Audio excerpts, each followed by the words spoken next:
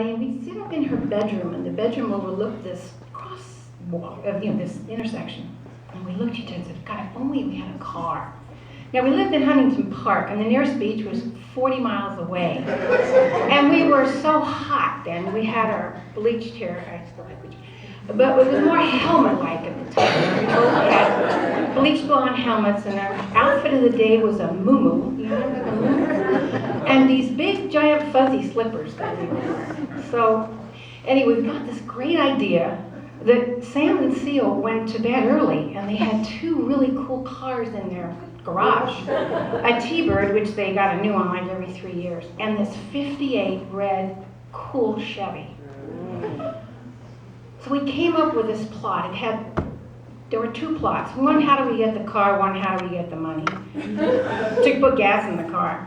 So the idea was we'd wait till Sam and Steele went to sleep, and we went down to the garage, and of course it wasn't on, lifted up the garage door. And this was on a street that the driveway backed into a reasonably busy street, so it was a friggin' miracle that we didn't get caught. Backed the car out, pushed it down the road, and started it. And we did this probably a half a dozen times. We'd cruise to the new McDonald's on Firestone and Downey. We'd go to A&W. We'd go to wherever we could, because that's what you did back in the day. You turned the radio up. You sung every song at the top of your lungs. Susie couldn't sing worth beat. But I put up with it. She couldn't dance either. I tried that, but I left out.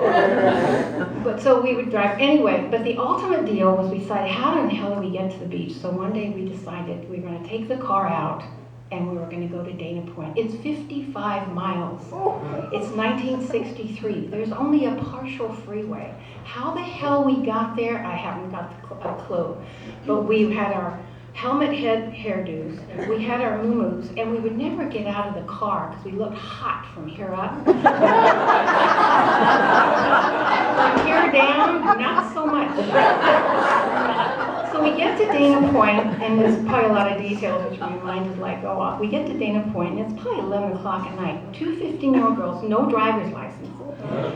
Roll down the windows, you were looking good, you know. So these two guys come up to either side of the car and start chatting us up. And they invited us to take a walk on the beach. So we're thinking, we got these things, got to stay in the car because we don't want to see the rest of it. So we said, okay, we'll get out of the car. Well, we opened the doors, and I remember us looking at each other. And Susan had that look. I don't know if you ever, when you'd say something, there was a look she had. I can't impersonate it well, but it was that look like, we're in deep shit. Anyway,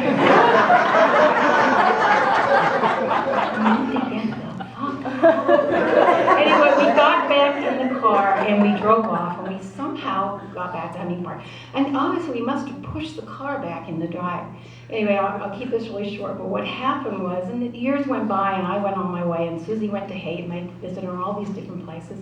And we never really talked about that a lot because there's so much more new stuff to talk about. But at some point, probably 10 years ago or so, she mentioned to me that Sam had cottoned on that we had stolen about $250 out of this piggy bank that he kept on his dresser, and which was pretty serious stuff. We'd sit on the bed when they were gone. It was the only way to get money. We were 15. We didn't have any money. So we'd take the piggy bank, and it didn't have a rubber deal, or couldn't break it on the floor, so we'd get a big knife. And we'd get lucky. Sometimes we'd get like a 5 or a 10, like 25 cents a gallon back in the day. We could have drove to New York. Anyway. So later on, and I would close now, but the bottom line was I wished I had, and Susan, I think, paid her father back the money. And they obviously figured out we put a lot of mileage on that 58 Chevy. I never got in trouble. I don't know what happened with Susan, but they were the dearest, sweetest, most wonderful people anyway. But one thing, McLean sent an update to the invite, and I'm so glad she did, because I had been wanting to pay Susan back part of that money. But over the years, we just got talking about other things that we never did. So I'm so glad McLean updated, because I'm going to send my part of that stolen goods to PAWS or the Dog Doberman Rescue. And I believe you will, a favorite phrase of Susan. When she was younger, she used to, she wore girdles and bras. So the girdle was called the Hinderbinder. The bra was called the Flopper Stopper. And she had this magic language of her own. And we used to have this like word that meant anything, yeah, which probably equated to Robin Williams' Nanu, Nanu. I don't know, but we always understood. And I will leave you with this. I love you, goodbye.